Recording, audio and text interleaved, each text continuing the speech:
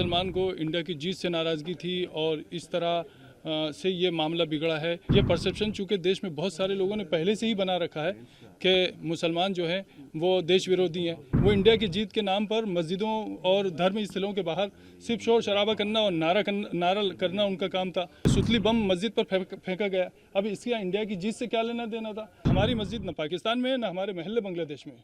हम इसी हिंदुस्तान के निवासी हैं। ये मंदिर के सामने होता तब भी गलत था, ये मस्जिद के सामने है तो क्यों गलत नहीं है? मुझे ये खबर मिली है सोशल मीडिया से के थ्रू, चूँकि ये बाकायदा पूरे देश में ये माहौल बनाने की कोशिश की जा रही है या खबर फैलाने की कोशिश की जा रही है कि मुसलमान को इंडिया की जीत से नाराज़गी थी और इस तरह से ये मामला बिगड़ा है और मुसलमानों की वजह से ये सब कुछ हुआ है। ये एक गलत बात फैलाई जा रही है और इस चीज़ से हमें बहुत दुख हुआ है। मुस्लिम कौम को या मुस्लिम समाज को इस तरह बदनाम करने की कोई ज़रूरत नहीं है। मुसलमान भी इसी देश के वासी हैं। ये परसेप्शन चूँकि देश में बहुत सारे लोगों ने पहले से ही बना रखा है कि मुसलमान जो हैं वो देश विरोधी हैं, और जबकि कहानी यहाँ पर जो शुरू हुई है वो इस तरह शुरू हुई है कि सबसे पहली चीज़ शासन प्रशासन से जिस तरह की चूक हुई है, उन चूकों के चलते यहाँ पर यह हादसा हुआ है। दोनों तरफ के लोगों से की सहमति, शासन की, प्रशासन की मौजूदगी में और बीचवानी में रहकर ये बात तय हुई थी कि जामा मस्जिद के इस रूट से किसी तरह का जुलूस नहीं निकलेगा। रात को जो जुलूस निकला उसकी पहली बात तो कोई परमिशन नहीं थी, उसकी कोई आगवानी करने वाला नहीं था, वो एक उपद्रवियों की भीड़ थी। वो इंडिया की जीत के नाम पर मस्जिदों और धर्म स्थलों के बाहर सिर्फ शोर शराबा करना और नारा करना उनका काम था। लोग नमाज से जब निकले हैं तो उस वक्त में ये भी हुआ है कि सुतली बम मस्जिद पर फेंका गया। अब इसका इंडिया की जीत से क्या लेना देना था? क्या मस्जिद पर बम फेंकने से इंडिया की जीत का जश्न मनेगा? ये बहुत बुरी बात हुई है और इस चीज़ का हमें बहुत दुख है कि एक तरफ गलती करने वाले गलती कर रहे हैं, दूसरी तरफ कुछ लोग ऐसे हैं जिनके हाथ में किसी भी तरह का सोशल मीडिया का कोई सा भी प्लेटफॉर्म या आईडी है तो वो उसके थ्रू ये फैलाने की कोशिश कर रहे हैं कि मुसलमान जो है वो देश का विरोधी है और इंडिया की जीत से उसको तकलीफ है वगैरह वगैरह वगैरह। हम इस चीज़ से बहुत दुखी हैं और हम बहुत साफ साफ कहना चाहते हैं कि हमारी मस्जिद न पाकिस्तान में है न हमारे महल्ले बांग्लादेश में। हम इसी हिंदुस्तान के निवासी हैं, इसी हिंदुस्तान में हम रहे हैं, इसी हिंदुस्तान में हम रहते हैं, इसी हिंदुस्तान के साथ हमारा रिश्ता है। इस तरह की बातें करना ये और फिर कुछ लोगों की तो मैं समझता हूँ कुछ लोगों की तो रोजी रोटी या नेतागिरी या उनका अपना जो भी प्रोफेशन है वो तो हिंदू मुस्लिम पर चल रहा है। तो उन लोगों के पास पद है या ओहदा है या पावर है, वो इस तरह की बात करते हैं, उनको शोभा नहीं देता।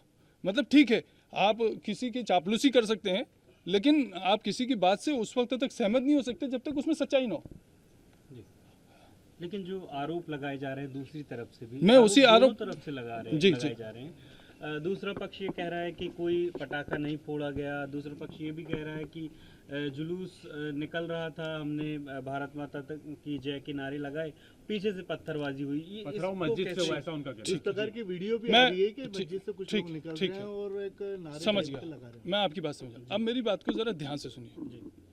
यहाँ मस्जिदों में पत्थर के ढेर लगे हैं क्या? मैं मीडिया पर्सन से बहुत खुल के बात कहता हूँ, आप पूरी मस्जिद और इसके आसपास के सारे एरिया को छान मारिए, क्या यहाँ पर पत्थर जमा किए हुए थे? एक बात।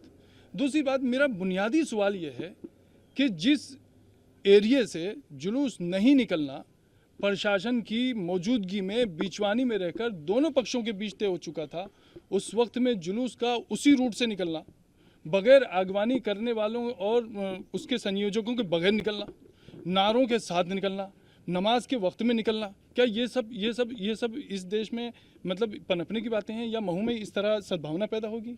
क्या ये चीज़ ठीक हुई? मेरा सवाल इंसानियत के नाते, मैं एक मुस्लिम पक्ष का पक्षकार होने के नाते बात नहीं कर रहा हूँ।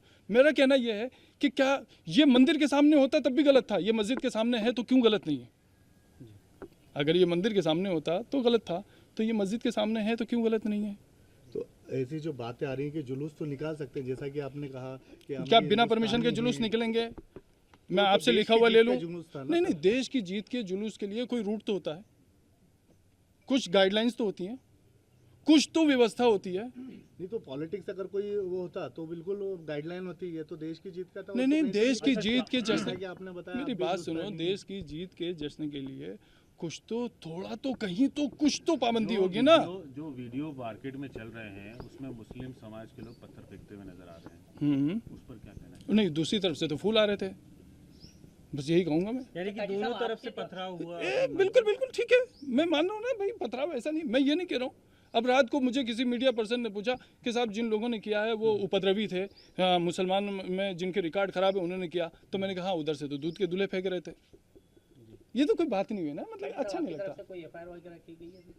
नहीं, मैंने पर्सनल अभी कोई एफआईआर नहीं की है, लेकिन मेरा लोगों से, सभी तरफ के लोगों से मेरा यह आह्वान है कि अगर किसी का वाकई कोई नुकसान हुआ है तो उस नुकसान के लिए वो पुलिस को आगाह करें और अपनी नुकसानी की रिपोर्ट वाकई सच्चाई के साथ जो बात है वो प्रशासन के सामने रखें, ताकि उसके दिल में ये नहीं रहे कि भाई प्रशासन में किसी तरह की जो है निष्क्रियता है। For exclusive and insightful videos, subscribe to our new channel ABP Live Premium.